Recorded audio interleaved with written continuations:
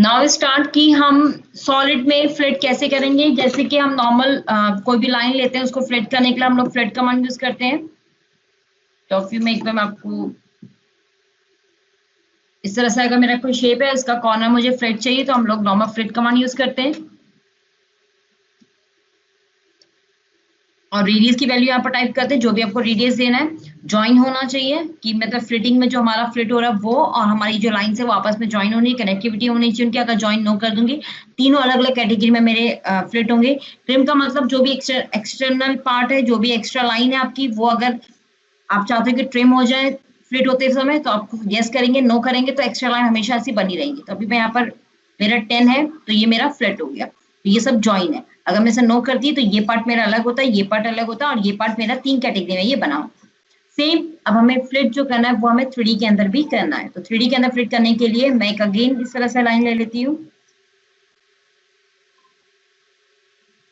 ठीक है। और पर्सपेक्टिव व्यू में इसको एक्सट्रूड कर लेते हैं। हम डायरेक्ट 3D भी बना सकते हैं, ऐसा जरूरी नहीं है कि हम इस तरह से करें।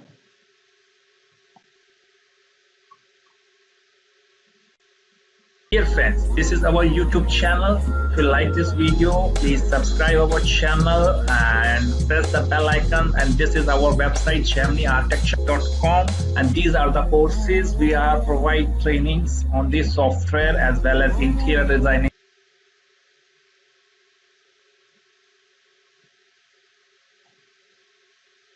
आप देख रहे हैं इसका एक शॉप कॉर्नर, इसको हम फ्लिट करते हैं। फ्लिट कमांड के लिए हम लोग फ्लिट एज यूज करेंगे क्योंकि ये एक एज पे कनेक्टिविटी है इसकी, ठीक है। मैंने एज का वैल्यू यहाँ पर 60 है।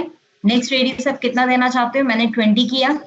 अब ये 60 रहेगा आपको, तो आपको कमांड से बाहर आना पड़ेगा, अगेन कमांड लेना पड़ेगा। तो नेक्स्ट रेडियस इज 20, अब ये 20 एक्सेप्ट करेगा और इसको मैंने कर दिया फ्लिट। सी, ये हो गया मेरा फ्लिट। आप 3D में अगर इसको फ्लिट बनाना चाहते हैं, ये तो हमने एक सिंपल एक लाइन में फ्लिट किया है।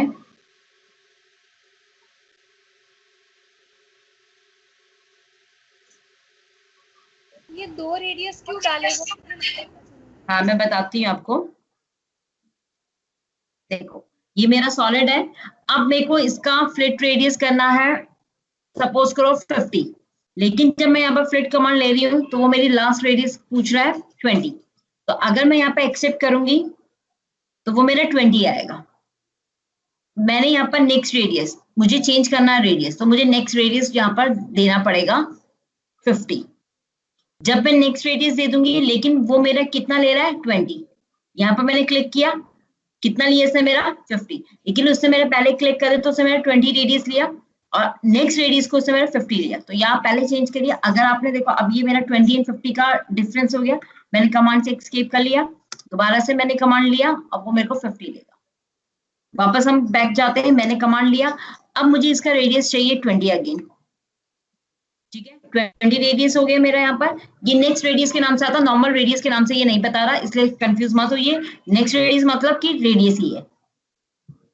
और यहाँ पर मैंने क्लिक किया तो सी इसे 20। अब आप सब जितने भी आपके एजेस आप उनको सेलेक्ट कर सकते हैं।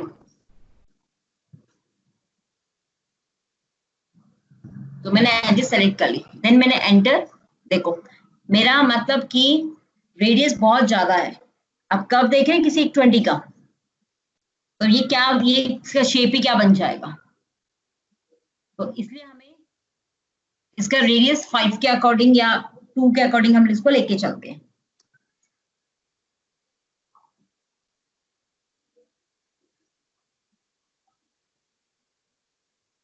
तो 2 में ही चेंज करती हूँ मैं। सी, ये देखिए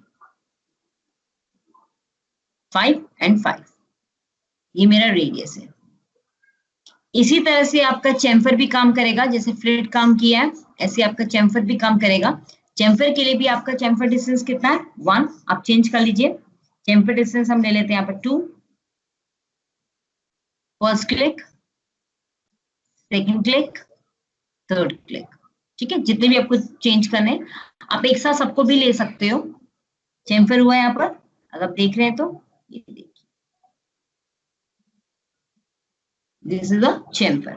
एक्सप्लोर करेंगे, सारे पार्ट्स के डिफरेंट डिफरेंट एक्सप्लोर हो जाएंगे, फ्लिट एंड चेम्फर। इसके बाद आता है आपका वायर कट। वायर कट क्या होता है, ये भी 3D पे काम करेगा। इस तरह से मैंने एक बॉक्स बना लिया, ठीक है। अब वायर कट के लिए मैंने यहां पर एक शेप ले लिया,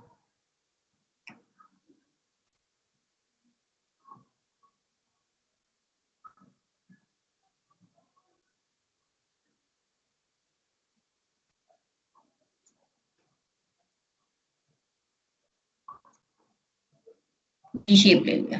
अभी शेप मेरा थोड़ा बड़ा है, इसलिए इसको मैं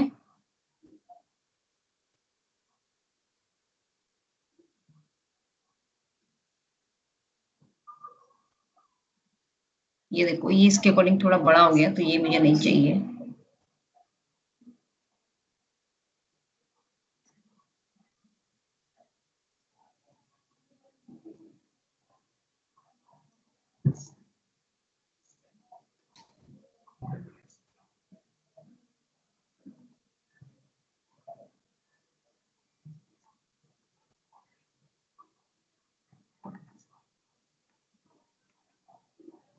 ठीक है, अब ये मैंने एक शेप बनाया और उसके नीचे इसको प्लेस कर दिया। Use a wire cut, select line, then object, then enter. अब इसको आप कितना, अब देखिए इसको आप देखिए यहाँ पर, ये देखो नीचे रखा है, क्योंकि अगर बेस आप टॉप पे रखेंगे तो ये वायर कट नहीं होगा, तो इसको इसके हाइट के अकॉर्डिंग से भी बड़ा रख सकते हो, वो आपके ऊपर डिपेंड करता है।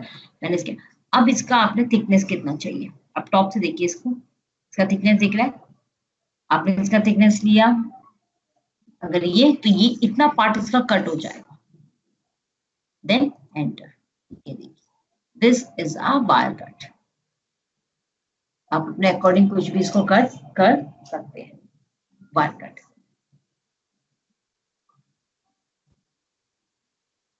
नेक्स्ट है आपका मूव फेसिंग, जो आप लास्ट चीज कह रहे थे ना हम लोग, क्या एक्सट्रूड अगर हमने सपोज करो 20 कर दिया और मुझे 25 चाहिए था, या मुझे एक स्पेस तक उसको एक्सट्रूड करना था, तो उसके लिए वहां पे क्या कंडीशंस होंगी। कंडीशंस होने के लिए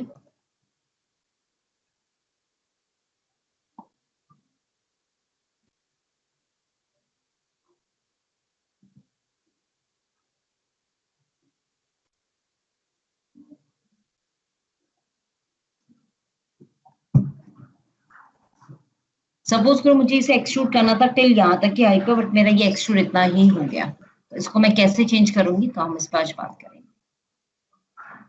सबसे पहले आता है आपका मूव फेस। आप फेस को कहाँ मूव करना चाहते हैं, तो मेरा ये फेस है, इसको मैं कैसे मूव करना चाहती हूँ, मैं इसको यहाँ कहाँ मूव करना चाहती हूँ, तो वो आपके अकॉर्डिंग है कि आप कैसे उसको मूव करना चाहते हैं। ठीक है, तो यहाँ पर मैंने देखो, अगर आप ध्यान से देख रहे हैं तो ये मेरा फेस मूव हो रहा है, ये देखिए, लेकिन मेरा फेस क्या है, किस डायरेक्शन पे जा रहा है, ये देखना आपके लिए बहुत जरूरी है। तो इसलिए हम लोग मूव फेस की जगह हम लोग इसको टिल टू बाउंड्री करते हैं, तो वो ज्यादा हमारे इजी होता है और इजिली हमारा मूव हो जाता है। टिल टू बाउंड्री का मतलब कि आपने इसको सेलेक्ट किया सिंपल सा, और किस तक आपको मूव करना है, मैंने उसका ये फेस सेलेक्ट किया, तो नॉर्मल मेरा ये बाउंड्री तक मूव हो गया। क्योंकि वैसे आप फेस मूव करेंगे तो उसमें क्या आपको देखना पड़ेगा उसकी डायरेक्शन क्या जा रही है। ठीक है, move face and till two boundary. Same extrude, extrude के लिए भी आपने एक्सट्रूड लिया, अब वो कैसे एक्सट्रूड करना है, अब इसकी वैल्यू आप टाइप कर सकते हैं कि अगर अभी 5 आपने एक्सट्रूड किया, टिल आपको 20 चाहिए तो 15 और टाइप कर दीजिए, वो 15 पे एक्सट्रूड हो जाएगा, तो total height of your extrusion is 20। But मुझे अभी हाइट का कुछ ऐसा नहीं पता कि मुझे कितना चाहिए, तो मैं इसका व्यू राइट व्यू में देख सकती हूँ। तो राइट व्यू में मुझे कितना एक्सट्रूड करना है, टिल द मेरा बाउंड्री तक मैंने एक्सट्रूड कर दिया, क्योंकि मुझे राइट व्यू में उसका एंड पॉइंट दिख रहा था। अदरवाइज आप अपने अकॉर्डिंग इसको एक्सट्रूड कर सकते हैं। नॉर्मली अगर आपको उसको किसी हाइट तक नहीं ले जाना, अब मैं इसको एक्सट्रूड, आप up side and down side दोनों साइड एक्सट्रूड कर सकते हैं। तो ये मेरा इस साइड पे एक्सट्रूड हो गया, टिल टू बाउंड्री नहीं हुआ। अब आपको नहीं पता कि आपको एक्सट्रूड कितना करना, आपको हाइट नहीं पता, बस मुझे पता है कि मुझे इस स्लैब तक इसकी वॉल को मीट करना है, तो आपने सिंपल इसको एक्सट्रूड कमांड लिया, एक्सट्रूड फेस टू बाउंड्री, आप फेस सेलेक्ट करेंगे, एंटर करेंगे, और किस फेस पे आपको ले जाना है इसको, वो फेस आपको सेलेक्ट करना होगा। तो फेस सेलेक्ट करने के लिए मुझे इसको रोटेट करना पड़ेगा,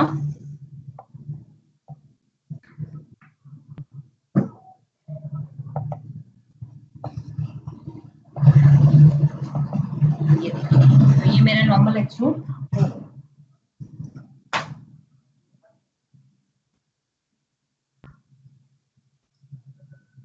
ठीक है, ये till two boundary, move face, extrude extrude. इसके बाद देखो एक चीज आता है आपका पॉइंट्स ऑन, मैंने आपको कर्व में पॉइंट्स ऑन सिखाया था, आपको मैंने कर्व में पॉइंट्स ऑन सिखाया था कि अगर आपकी कोई कर्व लाइंस है उसमें आपको पॉइंट्स ऑन करना है तो आप कैसे पॉइंट्स ऑन कर सकते हैं, तो हमारा कमांड था पॉइंट्स ऑन। लेकिन अगर आपके पास सॉलिड है, सॉलिड बना लेती हूँ यहाँ पर एक, ये आपके पास सॉलिड है, अब आपको इसके पॉइंट्स ऑन करने हैं तो आप कैसे पॉइंट्स ऑन करेंगे, क्योंकि अगर सॉलिड मेरे पास है और इसके मुझे पॉइंट्स ऑन करने हैं, तो नॉर्मल अगर मैं पॉइंट्स ऑन करती हूँ इस कमांड से पॉइंट्स ऑन और इसको सिलेक्ट करती हूँ, एंटर, सी मेरे को कितने पॉइंट्स दिखेंगे इसके पास, सिर्फ 2 पॉइंट्स या 3 पॉइंट्स, हार्डली 2 पॉइंट्स से 3 पॉइंट्स, 1 पॉइंट 2 पॉइंट। लेकिन सॉलिड की 2 पॉइंट्स तो नहीं होते, सॉलिड की तो पॉइंट्स ज्यादा होंगे, जितने वर्टेक्स होंगे उतने इसके पॉइंट्स होंगे। तो इस केस में क्योंकि ये सॉलिड है, ये कर्व नहीं है, तो आप यूज करेंगे 3D का सॉलिड पॉइंट, 1 2 3 4, ठीक है, 4 up 4 down and perspective, total her vertex पे आपके पॉइंट्स ऑन हो जाएंगे। तो कभी भी सॉलिड के पॉइंट्स ऑन करने तो आप यूज नहीं करेंगे पॉइंट्स ऑन कमांड, आपको यूज करना होगा turn on solid point control points.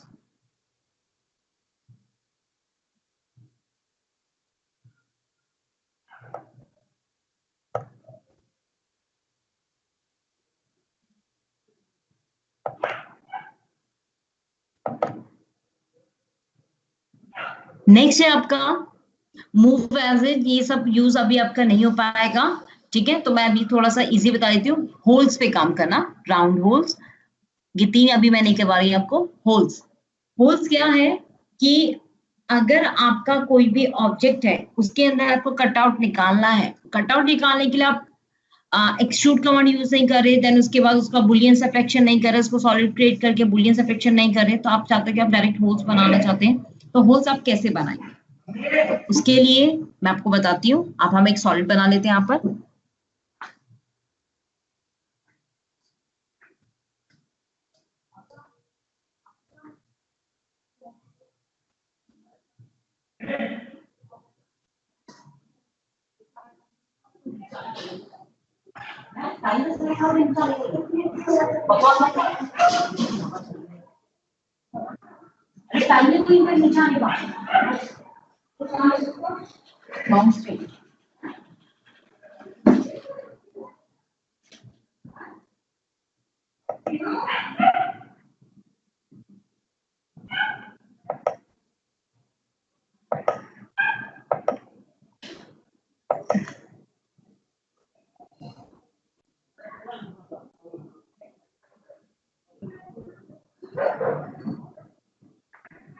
इससे से मैंने एक सॉलिड बना लिया। अब मुझे इस पे होल्स क्रिएट करने हैं, तो होल्स क्रिएट करने के लिए मैंने क्या किया,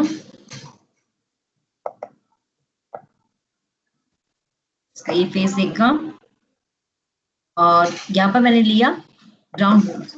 राउंड होल के लिए आपके पास, आप कहाँ पर होल बनाना चाहते हैं, आप बनाना चाहते हैं इसके टॉप सरफेस पे या इसके बॉटम सरफेस पे, तो वो सरफेस आपको चूज करना पड़ेगा।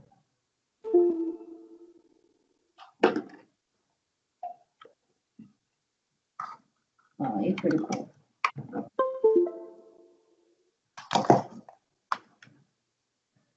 Choose this surface. अब ये देखिए होल बनने के लिए वो रेडी है, लेकिन इसका डेप्थ कितना है, ओनली फॉर 10, रेडियस कितना है 5। आप इनको चेंज करेंगे, डेप्थ आप चेंज कर सकते हैं 50।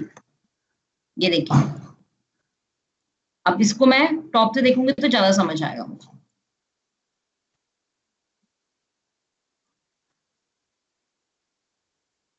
ओ सॉरी, एक्सेप्ट नहीं किया मैंने इसको, अगेन कमांड ले लेते हैं।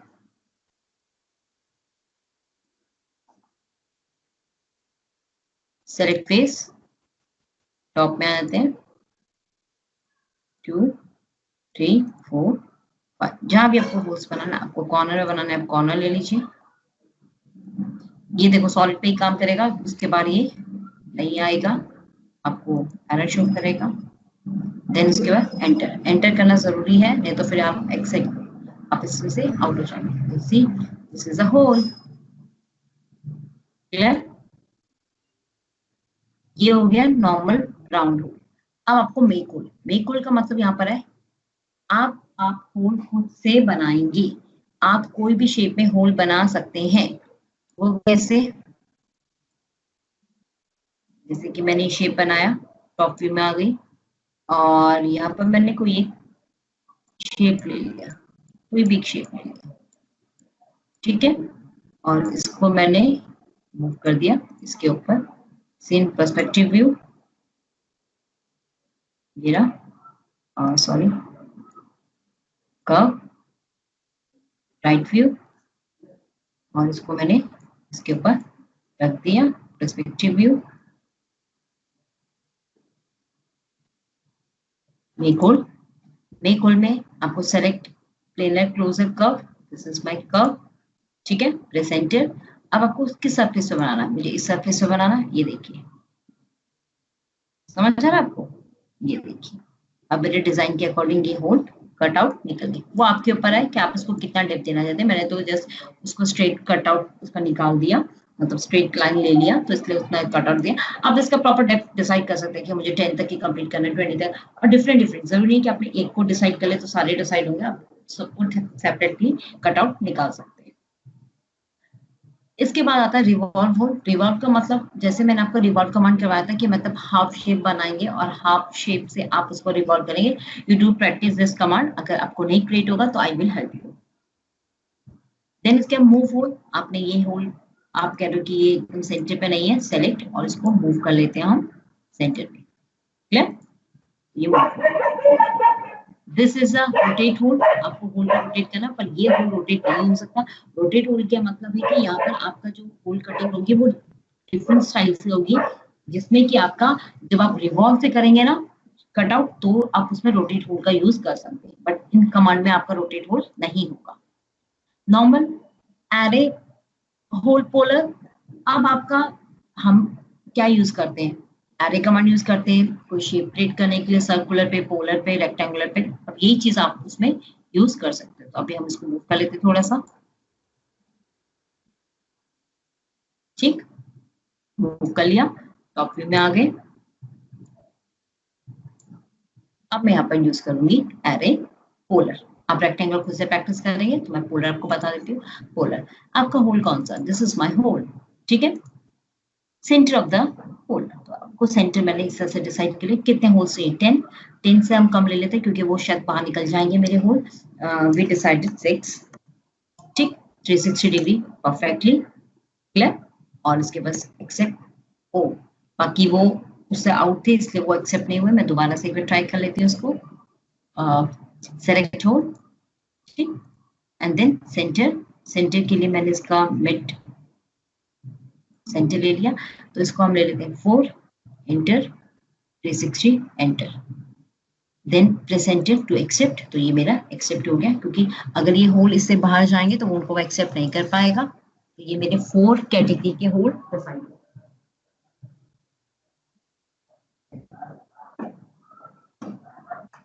जब भी आपको होल, एरे होल करना हो तो ये जरूर पता होना चाहिए आपको उसका डाया कितना है और देन आपके होल का डाया क्या है, क्योंकि अगर होल आपका डिसाइडेड नहीं है कि वो कितने लेंथ कितने विड्थ का है और आपका एंगल कितने विड्थ कितने एंगल का है, मतलब आपका ऑब्जेक्ट किस हाइट पे है या किस डाया का है, किस कितने लेंथ एंड विड्थ क्या है, तो आपके होल उससे आउट हो सकते हैं। तो इस चीज का आपको स्पेशली ध्यान रखना है। ये आपको क्लियर हुआ? डिलीट होल, आप कहते हो कि नहीं मुझे इसका जो है वो ऑल्टरनेटिव चाहिए, तो आप इसमें डिलीट होल कर, क्योंकि ऐसे होल ये डिलीट नहीं होंगे, ये कमांड से ही डिलीट होंगे। नॉर्मल आप होल सेलेक्ट करोगे तो वो देखो अब मेरा डिलीट कमांड चल रहा था, मैंने इसको सेव किया। ऐसे में होल सेलेक्ट नहीं होगा, जैसे कि हम सबसे क्लिक करेंगे देन डिलीट करेंगे, no this is not a right. तो आपको डिलीट होल ही यूज करना होगा।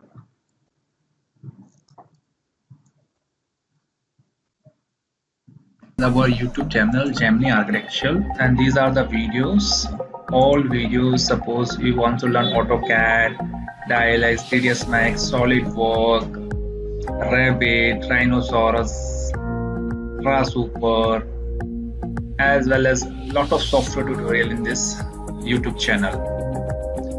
And please subscribe this channel and press the bell icon for latest information about new videos. And this is our website geminiarchitecture.com, and these are the courses we provide training on these softwares.